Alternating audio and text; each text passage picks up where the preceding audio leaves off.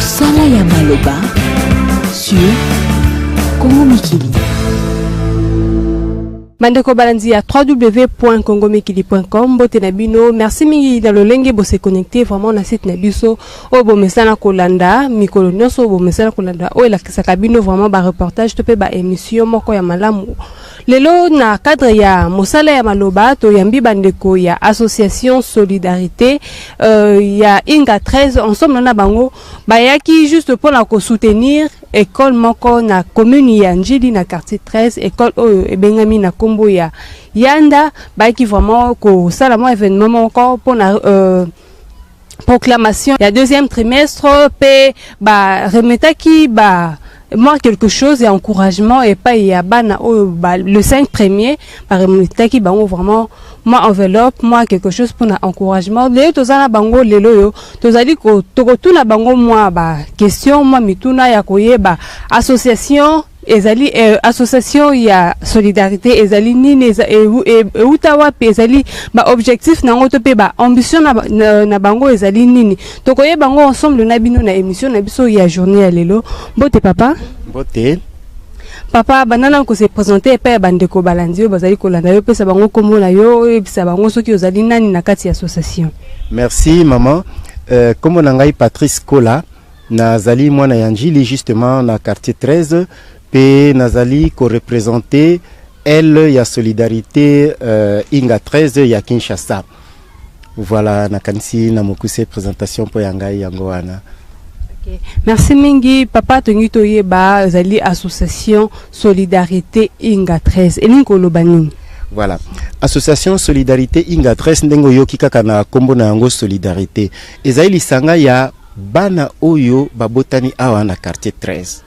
Batangi pe awa na quartier 13 na bekole ya quartier 13 kasi awa bango babimi libanda na mboka mingi pena tokotanga mboka ya France bazuli kanisi ya kotala esika bango bauti ndenge nini bakoki ko apporter quelque chose pour na kotombola quartier wana 13.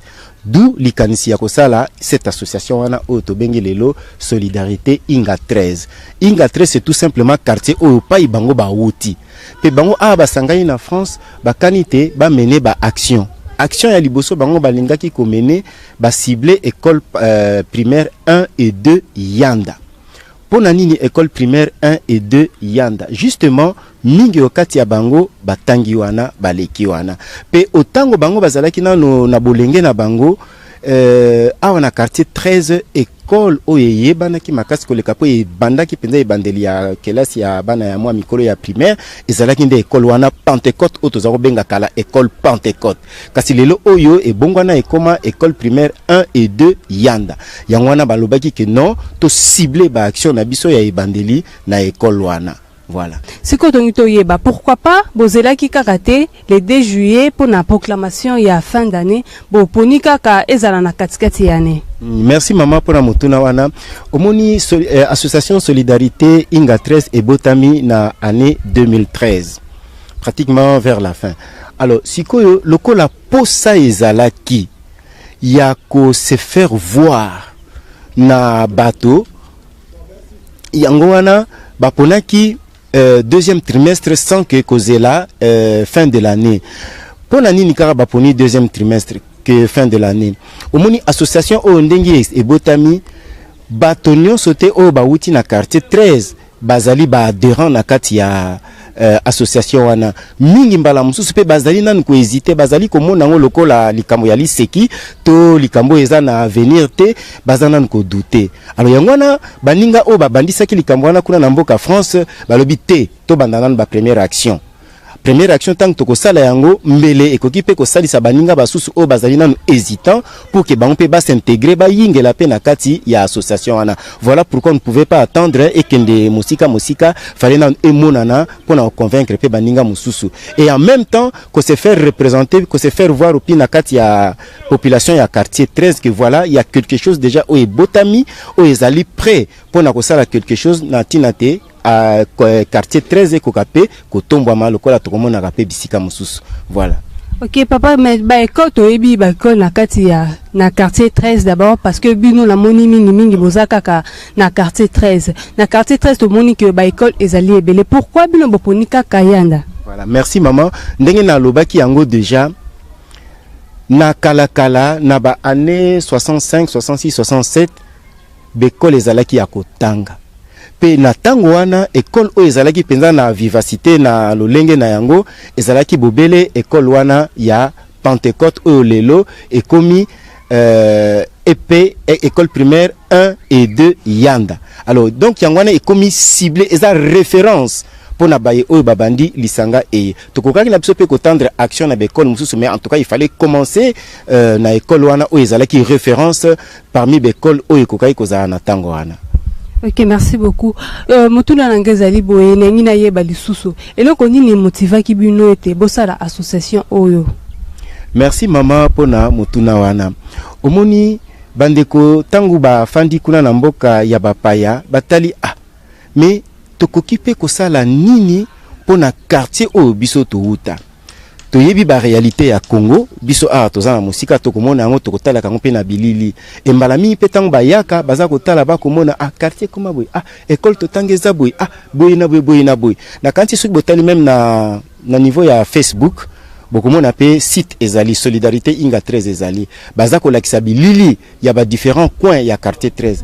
Alors bango pe tango baza komona niso abi non nous devons commencer quelque chose et quelque chose otongito banda to sangana to tia makanisi pour que to luka kotala ndenge nini biso pe lelo ba ressortissant ya quartier 13 auto zwami o mikili ya ba paya ndenge nini pe to ko valoriser quartier na biso ndenge nini pe to ko sala ete quartier ya biso et comme pe na lokumu.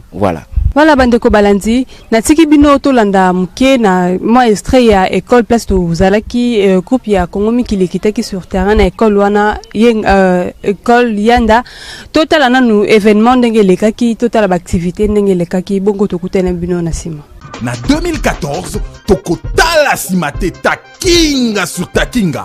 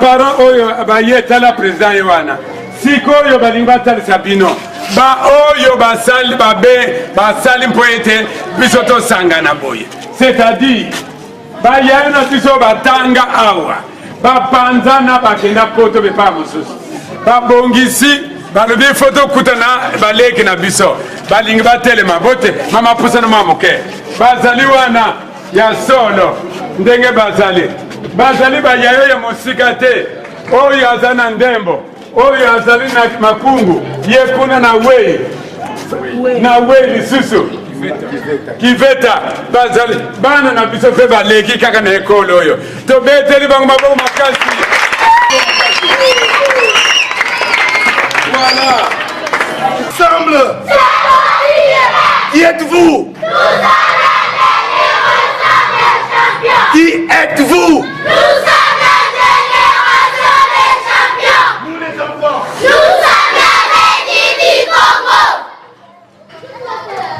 Messieurs les représentants personnels de l'association des anciens élèves de Yanda, chères éminentes institutrices et éminents instituteurs, chers parents et élèves, avant toute chose, qu'il me soit permis de vous souhaiter au nom de l'école primaire de Yanda et au mien propre, une sincère et cordiale bienvenue. Ce jour est pour nous un jour de grande satisfaction, de joie aussi de fierté, pour la présence que vous avez bien voulu rehausser à cette modeste cérémonie qui sanctionne les résultats des examens du deuxième trimestre de l'année en cours. Votre présence prouve à suffisance l'importance et l'intérêt que vous attachez à l'éducation de nos enfants à venir de demain. Comme vous le remarquez, cette proclamation connaît la participation de différents partenaires. À part ceux habitués avec nous, nous saluons ici la présence d'un partenaire privilégié, une ONG, Solidarité Inga 13, qui regroupe quelques anciens des élèves de Yanda vivant à l'étranger. Reconnaissant de la formation reçue dans cette école primaire, mère du quartier 13, ils ont le souci de soutenir, d'encadrer et de développer notre école dans certains domaines, à part l'infrastructure. À l'instant même, je m'adresse aux élèves, elle va récompenser, donc l'ONG, les 5 premiers meilleurs élèves des premières et des 6e années. Le tour des autres élèves, le tour des autres merveilles, tant pour les élèves que pour les instituteurs, viendra. En retour, la direction de l'école loue l'initiative de ces quelques élèves et souhaite que d'autres élèves vivant au pays et ailleurs puissent se joindre à eux pour la même cause. Ne dit-on pas, mieux vaut tard que jamais. Il n'y a que de bons arbres qui donnent de bons fruits. Que le Dieu Tout-Puissant, pourvoyeur de toutes choses, se souvienne de cette ONG. Enfin, à vous tous ici présents, vous réitérons notre très sincère remerciement pour ce temps que vous voulez bien passer avec nous. Que vive l'enseignement primaire, secondaire et professionnel en RDC, que vive le quartier 13 de la commune de Ndjili, que vive l'ONG Solidarité Inga 13, que vive enfin l'école primaire Yanda. Je vous remercie.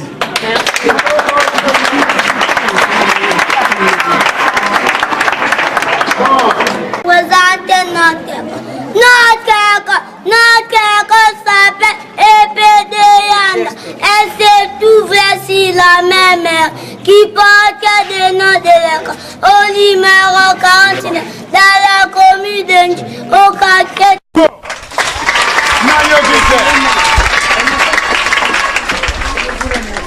Je vous remercie. Je m'appelle Passi Miyakoudi, un garçon élève de la première année A. Bravo encore. Quelle maladie Danganga a-t-il? Le docteur a dit qu'il a le sida, une maladie grave. Comment a-t-il attrapé le sida? Voilà. Il a joué avec une lame de rasoir. Utilisé et infecté. Il s'était blessé. Des microbes du sida est entré dans le corps par le sang de la plaie. C'est donc dangereux de jouer avec une lame de rasoir déjà utilisée et infectée. Oui, très dangereux. Lame de rasoir sera brosse à dents, sont à usage individuel pour ne pas attraper le sida. Mbotenayo papi, oh Timothée, à ton âge, tu continues à parler lingala. Mes excuses papi, c'est grave. J'ai oublié papi, c'est grave. Je ne parlerai plus lingala. Ça alors c'est merveilleux. Tous nous disons au revoir lingala. Bonjour français. Je m'appelle Moussa Makanda, un garçon élève de la 4e année A. Je m'appelle Bondo Mukoko, une fille élève de la 4e année B. Bravo!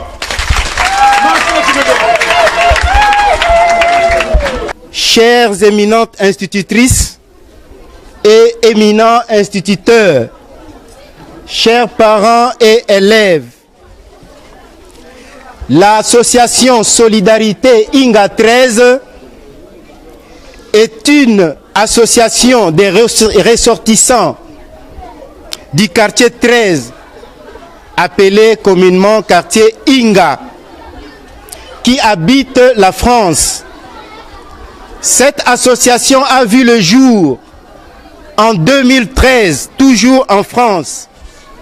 Et notre ambition est que cette association s'étende dans tous les pays du monde où se trouvent les ressortissants du quartier 13.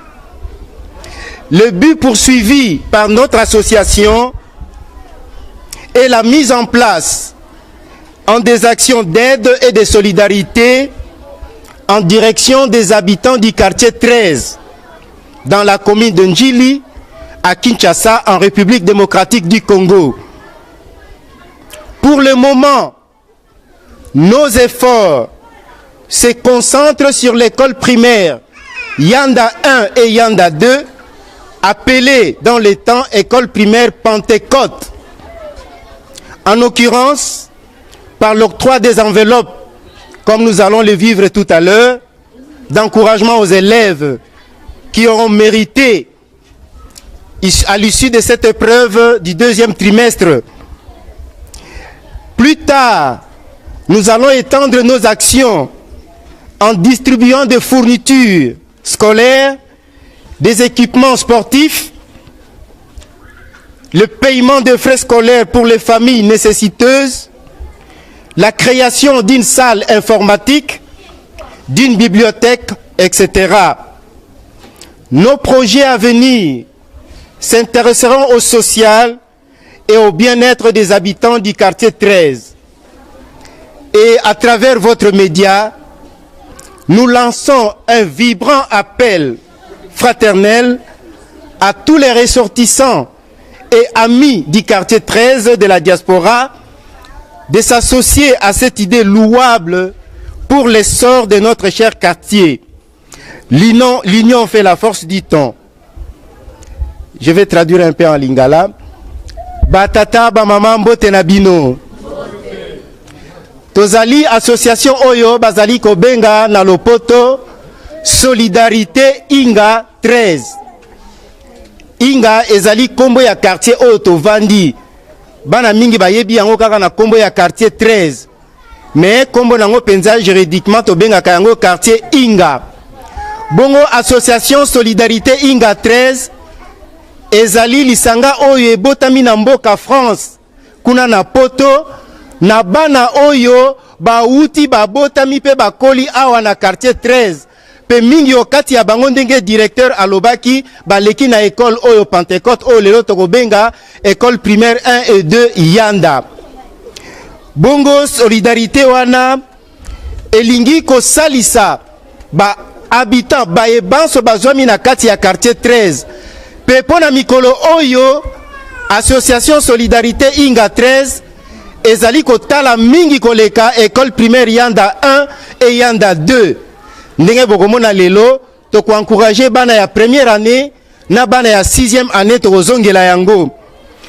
Bongo mikolo koya toko tala pe ndenge nini tokoki kobongisa bisaleli oyo bana classe bazalaka nango besoin lokola kaye bic lac pe bongo na bongo tokoki pe ko à l'avenir kobongisa likambo etali informatique lelo na moya lelo soki oyebi kosalela na nzela ya informatique te ezali lokola oyo bakoloba moto ya tangi te analphabète yango wana bana école primaire ya Yanda pe awa tomoni bazali s'exprimer malamu tokosala makasi pour que moke toyingisa pe mimesano ya informatique awa ezala po ya bana ezala po ya balakisi na bandakisa mususu pe ba bibliothèque et na tina wana tozali ko lancer appel penza makasi à travers Congo Mikili pote penza mai oyo bango bazali ko filmer lelo etambola mokili mobimba lokola bamesani kosala na masanga mosusu pote baninga ebele oyo mbala mosusu bayebi likambo oyo te to pe mbala mosusu bazali na likukuma pona komi yingisa okati ya likambo yango na hésitation bamona ke ce n'est pas de l'arbitraire, c'est du concret. Bongo bami yingisa pamba te soki bami yingisi ba action ekokoma ebele pe tokosunga quartier na biso ya quartier 13. Bongo tokozongela pona nini bokokamwa mbala mosusu toponi kaka bana ya première année il y a les deux directions na bana ya 6e année il y a les deux directions. Il y a solo ba moyen na biso ezali limité dans un premier temps mais tokanisa ki boye bana o ya 6e baza aussi sa classe bazali ko kende to bona kite koleka malamu bango bazali ko kende ba kende pe na image wana ya solidarité inga 13. Voilà pourquoi to pona ki bana wana ya 6e o bazali déjà ko kende bongo bana o ya première ba yesika to lingi pe to pesa goût na ba parents mususu oyo mbala mususu bazali ko hésiter pona koya ko inscrire bana na bango na école primaire 1 Yanda et 2 et na kanisi à travers bilili ya lelo bomo ndengini bana école primaire ba présenter ba scène ya kitoko na expression pe ya malamu na français pe ya malamu pe tolingi bongo ko encourager ba oyo mususu ba yeba pe na résultat oyo to ko présenter lelo boko yoka pe ba pourcentage na bango ndengeni nezali intéressant. Voilà Congo Mikili, c'est ça le message que nous avions pour l'instant. Merci beaucoup. 6e Simande, directeur a sa parole, a coupé sa nion surtout. Toyoka disposition. Na oyo, bazu moi et loko, pour être asomba kaenaye, pour to asomba oyo ya ligi. To bandi na première A, to kenemo mbangu, le premier avec 94%, Nzouzi Zwalala.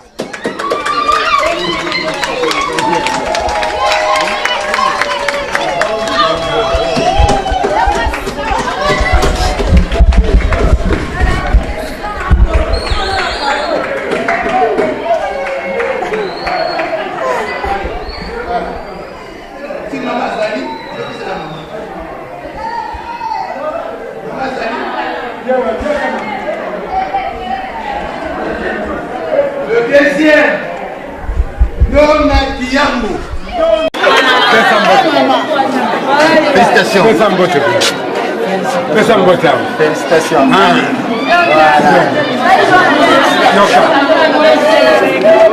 Le troisième, Miyakoudi Passi avec 91%.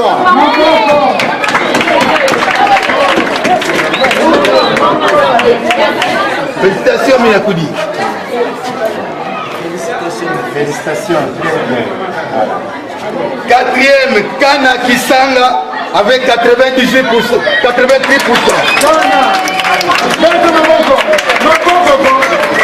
Félicitations.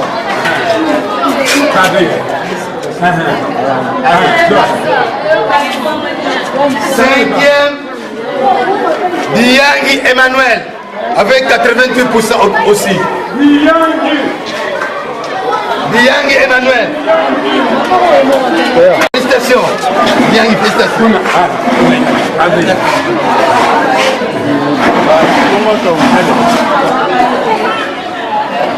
Nous passons en première année B. Première B. Zinza Kengebe, premier avec 93%. Zinza Kengebe.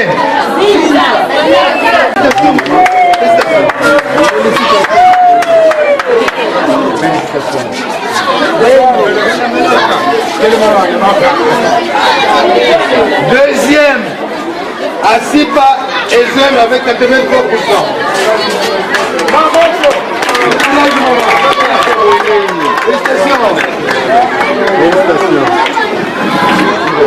Troisième, Babou Séraphin avec 81%.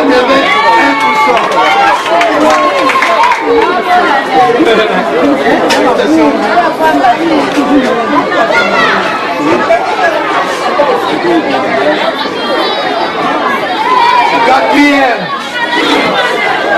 Lukongo Mbaki avec 76%.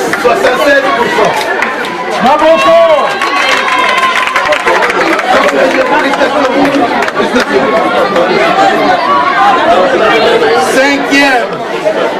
Cinquième, et alors le dernier a été récompensé, Siala Koussou avec 73%. Maboko. Vous avez vu travailler ce projet.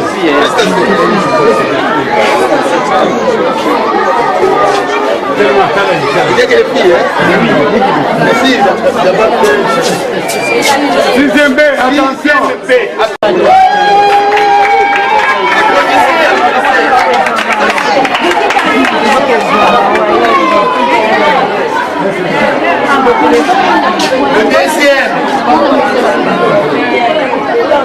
Le deuxième, Bombe, Babaki, avec la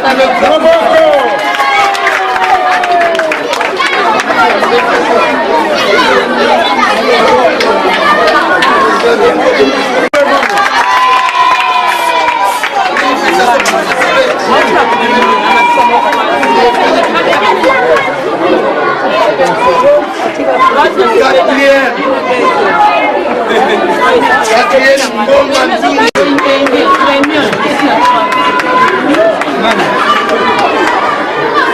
cinquième, enfin, Koulouki Mayolo avec 73%. Bravo. Félicitations.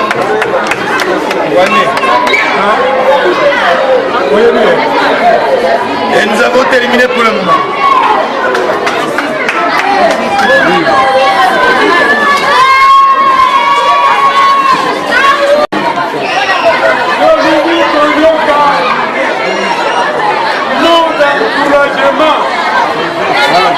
Président du comité de parents.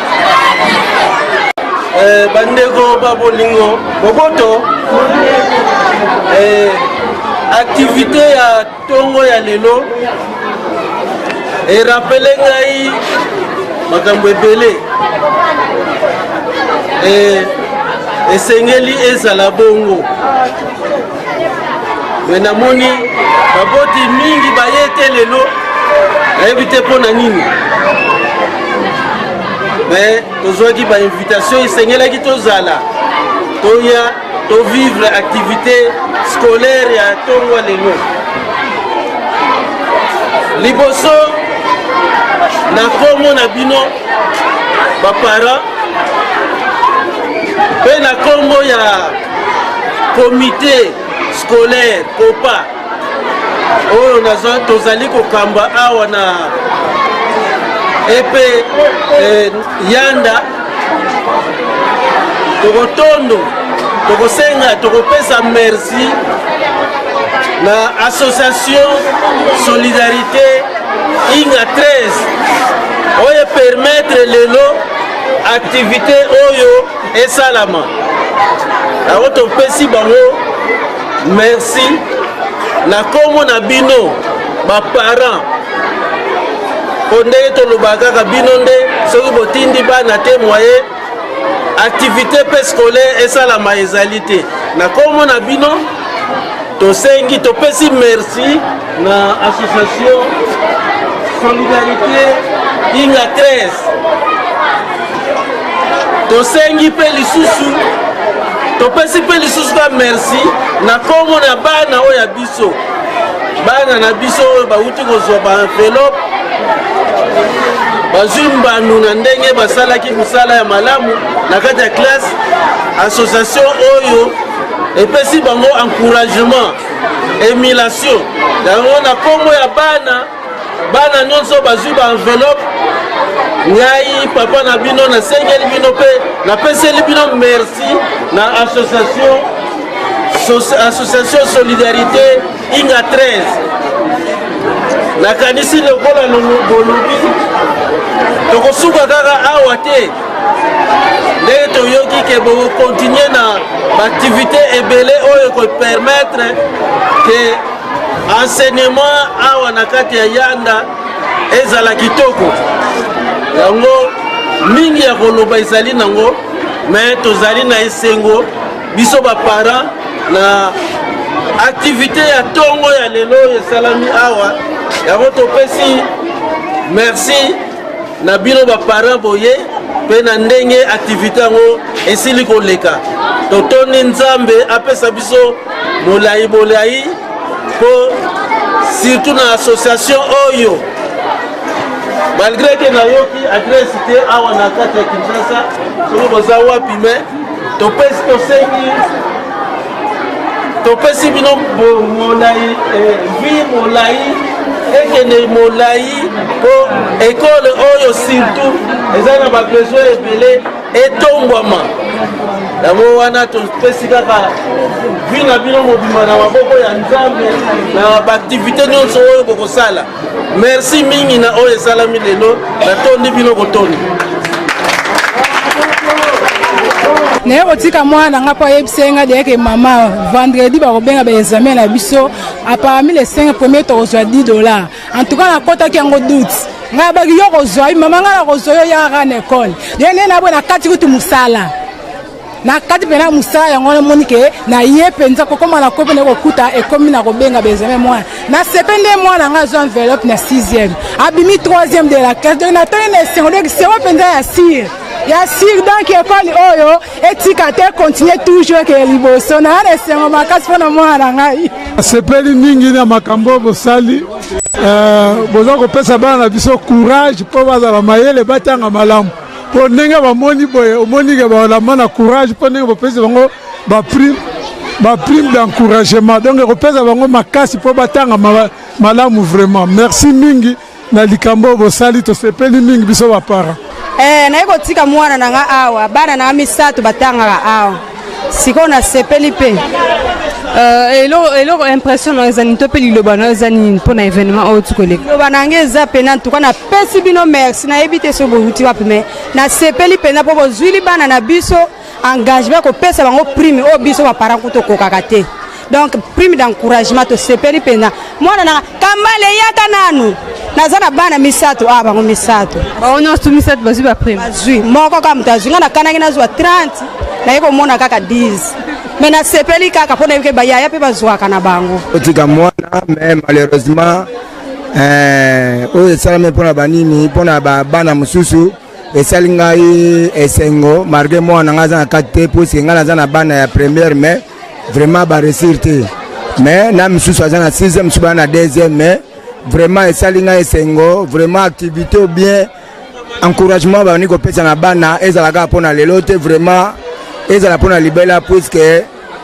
ezala habituellement mpe continuellement eza te kelokwa basala yango lelo lobi nango baza découragé oyo babema mutualité wana en tout cas eza makambo malamu oyo esepelisi biso baparent mpe bakokuma makasi mpo oye afournir effort azwa mpe koleka moninga ye mpo azwa enveloppe en tout cas merci na réplique nazali awa depuis 75 presque baoyo bareprésentant oyo bazali bana basusu babotami na 75 ntango nalobi ete nazali na 75 bakufe koseka mingi onga natangisi awa bazali na poto na amerike to parto kombo na ngai nde monsieur bende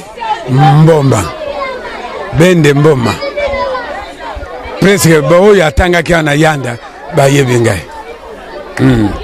papa liloba na osiko ezali nini concernant association oyo bawutaki kovisite ekole na bino lelo en tout cas nasepeli na reconnaissance oyo nasepeli koleka puisque baekole ebele bana batangi awa baza na reconnaissance oyo te lokola baza bana quartier bana mpe batangi awa ndenge balaki ete oyo ezali premier pas basala nyonso mpona koreconnaitre ekole na bango puisque l'unique école na quartier oyo ebandi ekole ebandi na 65 sauf Saint-Martin eza na quartier 6 mais na quartier 13 ezali nde oyo na sengi na bango ndenge bareconnaitre ekole oyo moto lokola ngai bansenga na bango nyonso a partir ya 75 ngai kaka moto natikali awa bareconnaitre mpe monsieur bende bareconnaitre ye bakomona ngai na filme bakomona bakoyoka nga mpe na maloba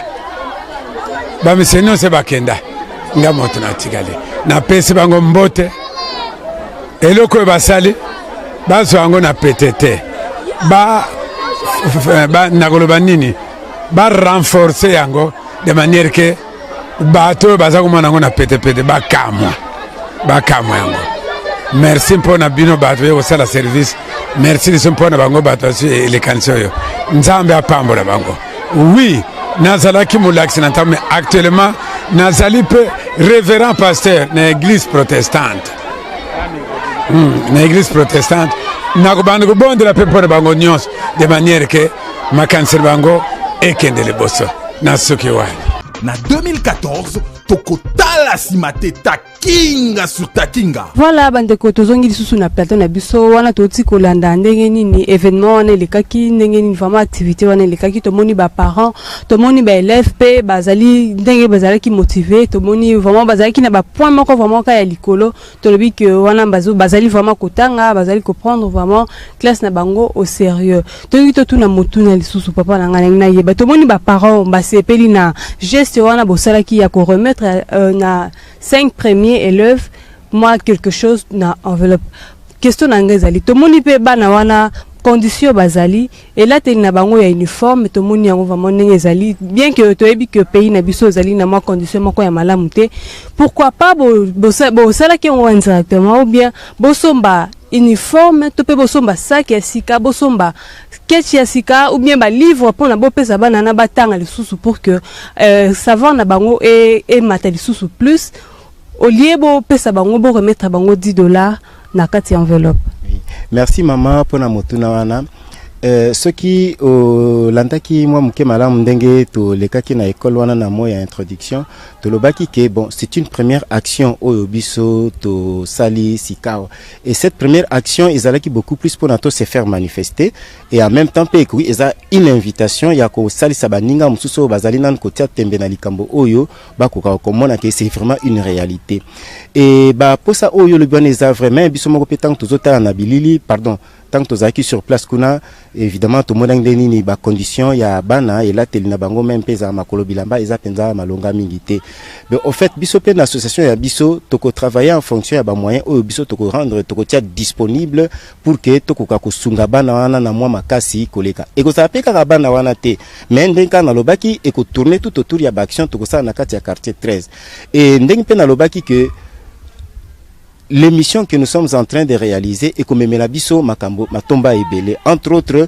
bateau mususu baza bendesi ba ingela parce que ceux qui to komi moi mingi na kati ya solidarité inga 13 ezala bango baza na libanda ezala biso toza aw na ba port ya biso na ba contribution ya biso tokoki ko augmenter enveloppe ya ba action na biso or ce qui enveloppe wana eza penda consistante eza penda ya malamu tembete même ba question o mususu rotuna wana ekoki kozwa ba réponse mais pour le moment eza juste to le baka to amorcer hein to bandi likambo mais makambo mingi ekoya sima ndenge na otai kolobango na mituno utuna kinga avant. Merci mingi toyebi que association ya association o ezali international toloba ezali pour la bande ko ya diaspora ba ressortissant ya quartier 13 ce que tonto yeba apport local na bino nanu ezali ni na kati association o. Voilà, merci. Omoni baninga tango ba bandi likambo oyo ba bengi biso ba solliciter biso soki tokoki ko rendre bango ko disons ko s'intéresser na likambo yango ya solidarité inga 13. Et apport local na biso dans un premier temps eza présence ya biso na manifestation oyo lolenge oyo to préparer makambo oyo ezaki likambo to sali yango na mbala moko te nous avons pris des contacts nous avons fait des démarches même petite na roya pa ina bino na ti bango moko bakokai pe ko sala démarche wana mais bakoki yango te parce que bazakuna bakoka pe ko réaliser yango na téléphone mais je crois que biso pe awa sur place na kanisi bomoni ba descente nyoso na sali na kanisi na beti 2 ou 3 tours pa ina bino kuna pona to bongisa émission ya lelo eza apport local baninga nyoso to sangai na bango awa to kutani na bango déjà ko banda association e bandi mbala misato et na mbala misato wana objectif ezalaki to préparer malamu première rencontre oyo et na kanisi moko ya biso ndenge omoni to sangani awa présence ya biso eza déjà notre apport local ba communication tozali ko réaliser ba rapport tozali ko tindela bango ba élément nyonso tozali ko récolter awa bomona ipe moko na biso kuna zali ko zoma ba photo hein déjà ko ndenge tozolo ba boye photo mo dia se komaki kuna na internet na avec ba mobile tozali nango pour ba benga habité tout ça déjà en pleine action allez to kamati to kangi ba photo ka kangi wana to tindia mo mbala moko amu nyuso to wana eza une façon oyo bango ba biso o to za sur place to zo ko jouer rôle moko très important parce que les actions à ezali a beaucoup plus tard certainement to ko structurer malamu notre organisation ici pe na kanisi to koyeba pendenge nini to améliorer notre apport local pour que solidarité inga 13 et kende toujours liboso. Toti ukolanda ensemble pe tozalaki ensemble na bino kuna na école yanda na mona ki eloko moko bo esalama ki wana na côté ya ba proclamation pozali ko remettre ba élèves $10 na kati ya enveloppe. Pourquoi na no eloko wana?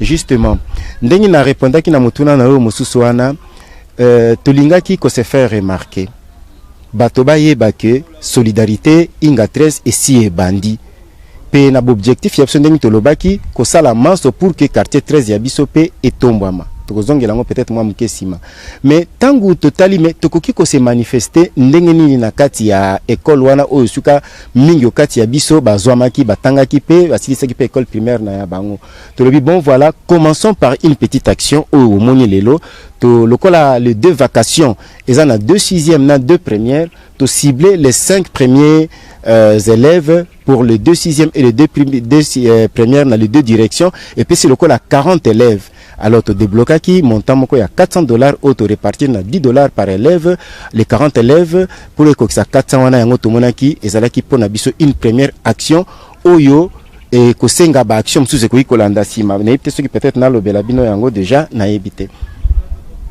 OK, problème exact ko lobela biso yango. Oui.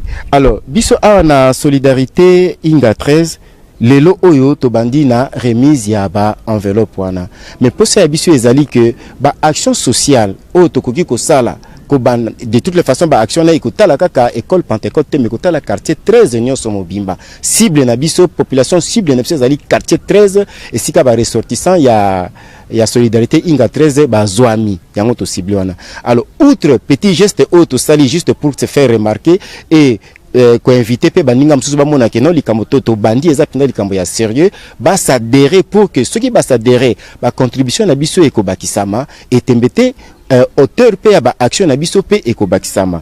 Donc non seulement projet na biso zalito se limiter wana te mais to kotala pe lobby en fonction ba moyen o biso to kozana nango à présence ndenge ni to bandisa pe ba action lokola la bibliothèque ya kati ya école salle ya informatique projet ya informatique na kati ya école ba équipement sportif ba équipement scolaire. Je crois que na rentrée oyo kozala 2014 2015 certainement tokoki ko mener sous une action na ba fourniture scolaire ya pona ko tala bana classe et tokokende pe mwa mosika omoni na kanti bino mo boyi na bilili bana classe msusu ndenge bazali baza pe na ba situation ngozo mona kiza penza malunga mingi te mais bazo sala effort quand même akoya classe.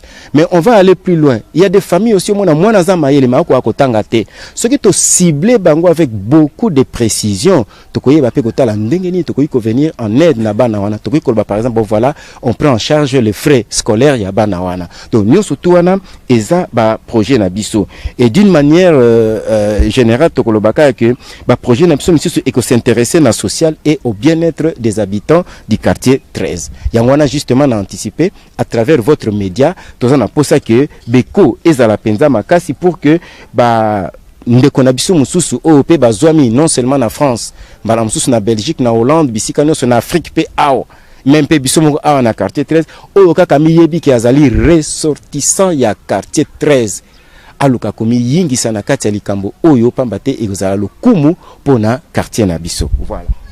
Mais tozonga mwa muke na sima pour le que bino bozali association bozali ko sala mingi na kati ya quartier 13 ndenge na tuna motuna boto uti na école wana es bana wana nyoso bazali kotanga na école wana est-ce que bazaba na kaka ya quartier 13? Oui maman ezali moi pas si pour te répondre na motuna wana mais d'emblée tokoyi kolobake nous ne pensons pas que bana nyonso wana baza bana ya quartier 13 mais oyeza bauti na quartier 13 mbala mso bakoyi kuta na quartier 9 ba quartier périphérique hein talaka peut-être pour tourner moi mingité mais tout autour de nous il y a beaucoup d'écoles et nangambu ya 9 bekole eza kimbanse keza na mwanjili ya libosokuneza mais nous pensons que la plupart majorité bakoyi kozala bana quartier 13 mais puis pour nous ce qui est important eza valorisation ya quartier 13. C'est vrai bana o bazana to supposé que baza bana ya quartier 13 te mais bayi kotanga na école ya quartier 13 bazui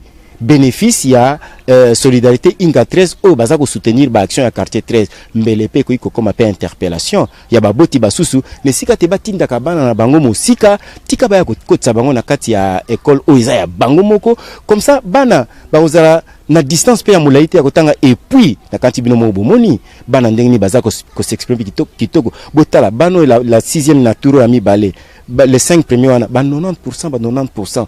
Moi je crois que c'est vraiment une bonne occasion au Congo mikili ko pesa biso pour que ba parents mingi ne sika te batinda bana bango ne bekole ya musika ba mona ke teme pembeni na biso toza ne kolo ezape na valeur ezo tang zape bana malamu et je crois que maman ne sika wana to ko réaliser une très bonne chose.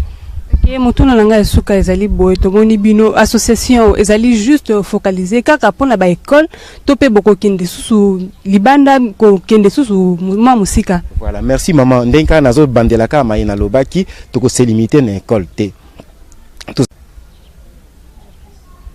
OK. D'accord. Ndenge na lobaki oui, toko se limiter kaka na école EP1 et 2 yandate. Ba action na biso eko s'étendre na ba structure nyonso. Topé na ba activité nyonso to na mayemanso o eko concerner ba habitants ya quartier 13 selon leurs besoins et selon aussi taille ya ba moyen o biso tokotia en place.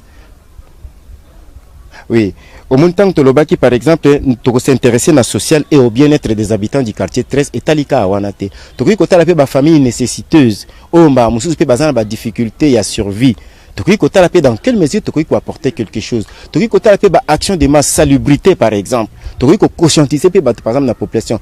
Botala par exemple sika o to fandi. Eza sika moko initiative ya moto ya fandi awa ati lopango na ye propre. Mais total la zinga mpango mingi eza pembeni awa ndenge nini eza propreté. Solidarité inga 13 ko sa pe bon. Tokoki ko kamata pe nda kisa ya papa o ya bongisi esiko ya kitoko pour na ni biso pe to tia salubrité pe ya propreté bisika ne to fandi. Donc ba action ko za lebele et ba ligne d'action oyo toko ko développer ngonyo son émission à l'élote mais to e baka ke toko se limiter ka en école te. Toko étendre ngona ba makambo ebele o etalika ka bien-être ya population.